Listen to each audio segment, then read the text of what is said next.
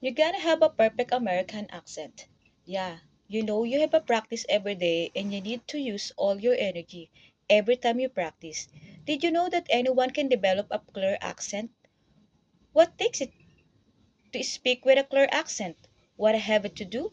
We gotta follow the effortless English pronunciation 5 days method. You know all the perfect each step at least 5 times a day. True, more is better. If you want to improve faster, yeah, need to practice even more every day.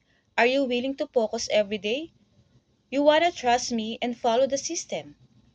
Did you know by the course because you want to speak with a perfect American accent? You got this course because you need it. Be patient. Don't stop it. Before you finish, success take its time. Everyone has to practice to improve. Keep going and you do it. You gotta succeed.